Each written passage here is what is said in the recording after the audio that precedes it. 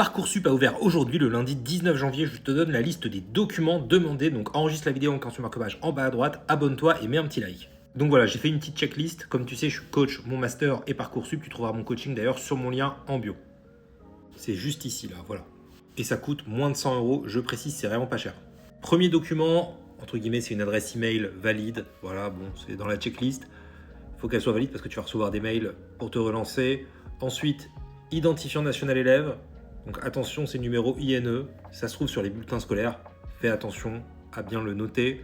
Les informations personnelles et scolaires, bien évidemment, bon ça tu connais, normalement il n'y a pas de souci. État civil, coordonnées, lycée fréquenté, série du bac, spécialité.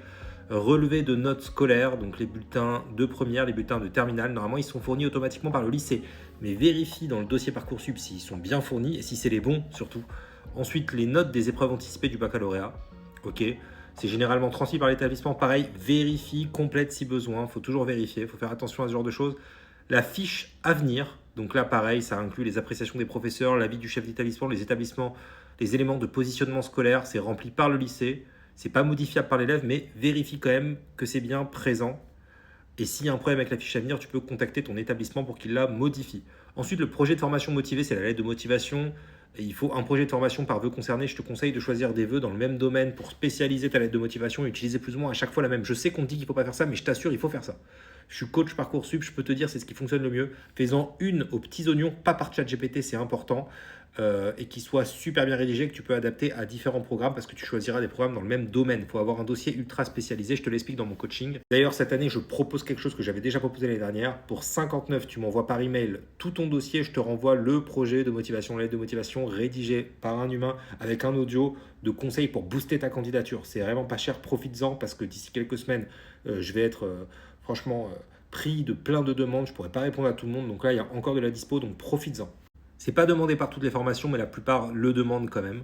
N'utilise surtout pas ChatGPT pour ça. Il y a un modèle d'ailleurs de lettre de motivation dans mon coaching que je t'ai montré en début de vidéo sur mon lien en bio.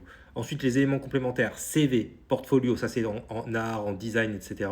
Questionnaire d'auto-évaluation, attestations diverses, bon voilà, sportif, si tu demandes un truc en sport par exemple, bon voilà, ça va dépendre. Je te conseille de mettre un CV quoi qu'il arrive. Pareil, dans le coaching sur mon lien en bio, je t'explique comment booster ton CV. Le CV est une arme de destruction massive quand il s'agit des candidatures Parcoursup. Il faut vraiment en avoir un en béton armé ultra spécialisé. Encore une fois, d'où l'intérêt de demander des programmes qui sont toujours dans un domaine précis pour même spécialiser ton CV. Ensuite, les documents pour bourse, pour les logements, effectivement, donc tout ce qui est avis d'imposition des parents, information sociale, c'est à fournir par la famille, par l'élève. Bon, c'est pour les demandes de bourse sur critères sociaux. Ensuite, à la fin, je te conseille quand même de vérifier. Tu vérifies que tous les documents sont bien présents, que tous les vœux sont confirmés avant la date limite. Je te conseille même de le faire bien avant la date limite. J'ai fait une vidéo juste avant, donc abonne-toi, tu vas voir où je t'explique toutes les dates importantes. Et voilà, bon ça c'est juste une vérification en dernier recours. Enfin, en dernier recours, c'est la dernière vérification à faire en tout cas. Toutes les dates sont expliquées dans l'une de mes précédentes vidéos là, que j'ai publiées aujourd'hui. Je te conseille vraiment de t'abonner, j'ai fait plein de vidéos sur Parcoursup qui vont t'aider énormément.